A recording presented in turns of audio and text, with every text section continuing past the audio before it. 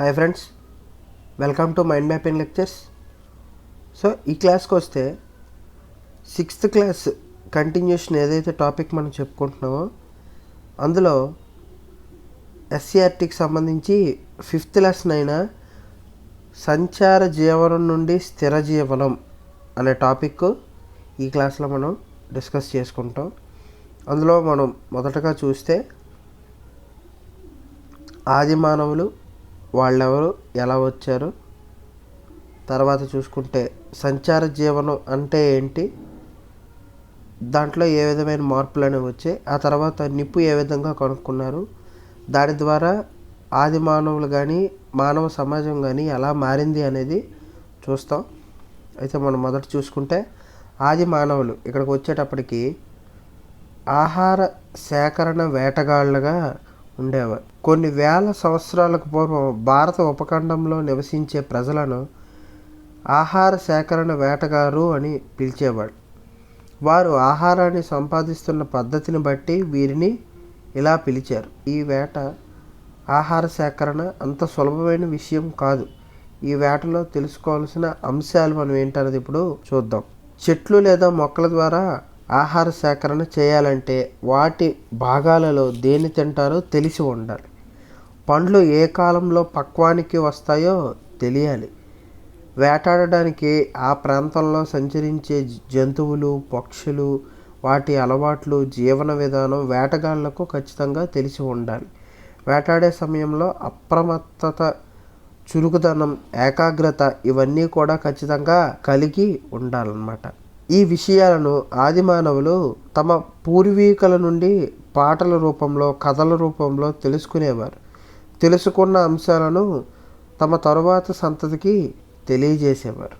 వీరు అడవుల నుంచి ప్రకృతి సిద్ధంగా లభించే పండ్లను తినడానికి ఉపయోగపడే వేర్లను, దుంపలను, కాయలను, గింజలను, ఆకులను, తేనెను, అడవులలో సహజంగా పెరిగే అటవీ ధాన్యాలను సేకరించేవారు. ఆహారం కొరకు వారు జంతువులను, పక్షులను వేటాడేవారు. చేపలను పట్టేవారు, గుడ్లను సేకరించేవారు. ఆది మానవులు జంతు చర్మాలను, ఆకులను దుస్తులుగా వాడేవారు. ఇలా మనం ఆది మానవుడి గురించి చూసాం. తర్వాత సంచార జీవనం అంటే ఏంటో ఇప్పుడు చూద్దాం. ఆహారం కోసం వారు తరచుగా ఒక ప్రాంతం నుండి మరొక ప్రాంతానికి వెళ్ళే వారిని సంచార జీవులు అని అంటారు. పురుషులు, స్త్రీలు, పిల్లలు ఆహార సేకరణలో పాల్గొనేవారు. ఆది మానవులు చిన్న చిన్న సమూహాలు లేదా గుంపులుగా ఉండేవారు. ఆహారాన్ని వారి సమూహంలో లేదా గుంపులోని ప్రజలందరితో పంచుకునేవారు. ఆది మానవులు గుహలలో, చెట్ల నీడలలో లేదా రాతి స్థావరాలలో నివసించేవారు. సంచార జీవనాన్ని గడపడానికి గల కారణాలు ఏంటో చూద్దాం. ఒక ప్రాంతంలో మొక్కల ద్వారా, జంతువుల ద్వారా లభించే ఆహారం పూర్తిగా అయిపోయేంత వరకు వారు అక్కడే ఉండేవారు. తర్వాత ఆహారం కొరకు మరొక ప్రాంతానికి వెళ్ళేవారు. సాధారణంగా వివిధ కారణాల వల్ల జంతువులు ఒక ప్రాంతం నుండి మరొక ప్రాంతానికి వలస వెళుతుంటాయి. ఆహార అన్వేషణలో భాగంగా ఆది మానవులు వాటిని వేటాడుతూ వెళ్ళేవారు. కొన్ని ప్రత్యేక కాలంలో చెట్లు పండ్లను ఇస్తాయి. ఆహార సేకరణలో భాగంగా ఆది మానవులు పండ్లు దొరికే ప్రాంతానికి వెళ్ళేవారు. వేసవి కాలంలో నీటి వనరులైన సరస్సులు, కుంటలు, నదులు ఎండిపోతాయి. కావున నీరు లభించే ప్రాంతానికే ఆది మానవులు వలస వెళ్ళారు. ఈ విధంగా సంచార జీవులుగా ఎలా మారారు అన్నది మనం చూసాం. ఇప్పుడు తర్వాత చూస్తే నిప్పును కొనుక్కోవడం. ఆది మానవులు నిప్పును కనుగొన్నారు. నిప్పును కొనగడం వల్ల కలిగిన ప్రయోజనాలు ఏంటో చూద్దాం. నిప్పుతో ఆహారాన్ని వండుకొని తినడానికి, క్రూరమృగాలను తరిమి వేయడానికి, వీరు నివసించే గుహలలో వేడిని, వెలుగును నింపడానికి, చెక్కను గట్టిపరిచి ఉపయోగించడానికి ఆది మానవులు నిప్పును ఉపయోగించేవారు. ఆది మానవులు నిప్పును పవిత్రంగా భావించేవారు. సో ఇది మనకు వస్తే మొదటి చార్ట్. సో ఇక నెక్స్ట్ చార్ట్లో చూసుకుంటే ఆది మానవుల కోసం తెలుసుకునే ఆధారాలు ఏంటో చూద్దాం. పురావస్తు తవ్వకాలలో లభించిన లేదా దొరికిన పనిముట్ల ద్వారా మనం ఆది మానవుల గురించి తెలుసుకోవచ్చు. అవి ఏంటన్నది చూద్దాం. రాళ్లతోనూ కర్రలతోనూ ఎముకలతోనూ తయారు చేసిన పనిముట్లు వీరు ఉపయోగించేవారు. ఈ పరికరాలను వారు జంతువుల చర్మం తీయడానికి, చర్మం శుభ్రం చేయడానికి కూడా ఉపయోగించేవారు. రాతి పనిముట్లను జంతువుల నివాసం, ఎముకలు కోయడానికి వాడారు. భూమిలో నుంచి ఆహారంగా ఉపయోగించే దుంపలను, వేర్లను తవ్వి తీయడానికి ఈ పరికరాలు ఉపయోగించేవారు.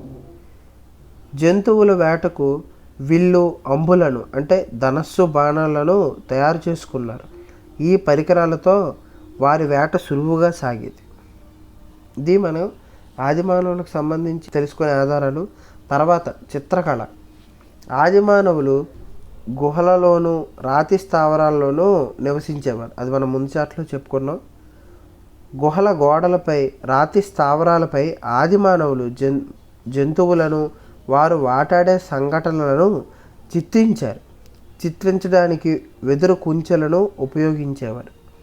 కొన్ని రకాల రంగురాళ్లను పిండి చేసి జంతువుల కొవ్వును కలిపి చిత్రాలు వేయడానికి అవసరమైన రంగులను తయారు చేసుకున్నారు.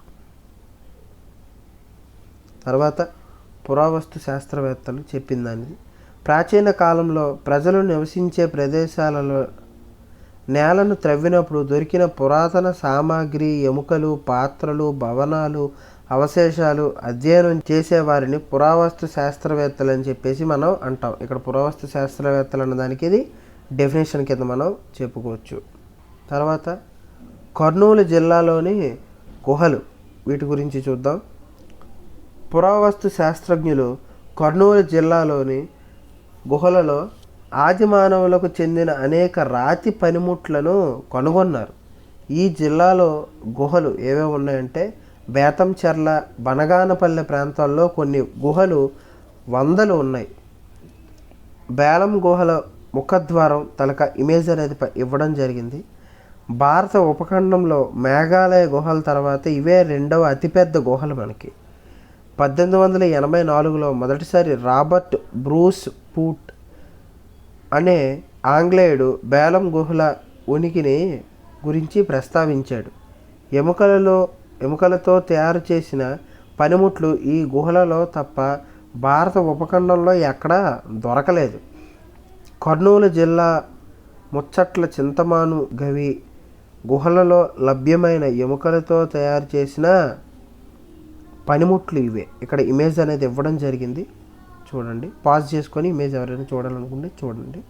విశ్రాంతి తీసుకోవడానికి, రాతి పనిముట్లను దాచుకోవడానికి ఈ గుహలను ఆదిమానవులు కొన్ని వేల సంవత్సరాలుగా ఉపయోగించారు. ఈ గుహలలో కనుగొన్న పనిముట్లు జంతువుల ఎముకలు, రాతి పనిముట్లు, ముఖ్యంగా సూక్ష్మ రాతి పరికరాలు, ఎముకలతో చేసిన పనిముట్లు దొరకడం అనేది జరిగింది. ఇది వచ్చేటప్పటికి మనకి చార్ట్